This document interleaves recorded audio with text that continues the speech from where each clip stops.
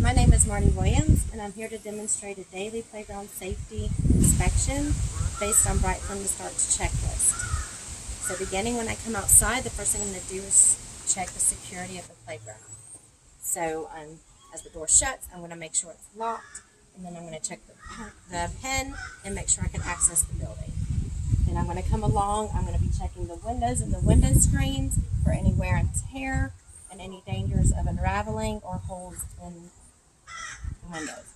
As I come to the next door, I'm going to make sure it's locked and secure so children do not have access in the building without the teacher's acknowledgement. I'm going to come along to the gate, make sure it's secure, open and close it to make sure it locks. Then I'm going to come over to the fence. As we see, the fence is at least 4 feet high as per guidelines. I'm checking my ground. I see that between the sidewalk, then I have turf that's at least 2 inches thick padding. Then I also have a rubber pad that has at least 2 inches of thick padding. I'm checking to make sure there's no frayed edges and that the ground transitions together and there's no trip hazard.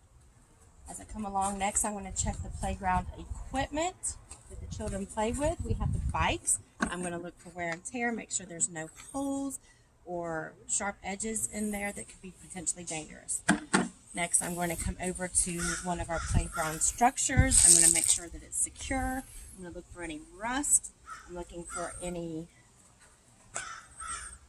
dangerous that could poke or hurt a child. I'm looking inside to make sure that there's no animal droppings. If so, I need to clean that up. I'm looking for insect nests like bees or beehives that could be potentially dangerous and clearing those before the children can come out and play. As I'm walking to the next structure, I'm checking the ground, make sure there's no puddles or make sure there's no trip hazards. I'm coming to the next structure. Again, I'm looking to make sure it's secure. I'm looking to make sure there's no rust or any sharp edges. I'm looking around for any insects, nest, or bird droppings that could be potentially dangerous. I'm going to scan the whole playground, looking for that. Once I feel safe with that, I'm going to come over to our shaded area. This is our umbrella. I'm going to look around for any unusual wear and tear that has holes or that the structure is sound and secure and there's no rust. As I come back over here, again, I'm checking my windows. There's no unusual wear and tear. I'm checking my electrical, making sure that it is locked and secured. Checking my water sources, it's locked and secured. Checking around, I'm going to come over to my water fountain, making sure that the water fountain is functioning properly for the children. I'm going to go ahead and sanitize it from the outdoor elements and have them access for this weather to make sure they're cooled off. I'm checking the next door, making sure it's locked. I'm going to come along and check my windows again, make sure get the normal wear and tear. I'm coming to my last gate,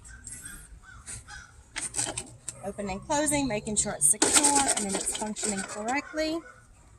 Coming over to my fence again. As I come to my fences, I'm checking for any poisonous plants or grass that are coming through and to make sure that they are removed so children don't have access. I'm scanning the top to make sure that there are no low branches that could fall or hurt a child.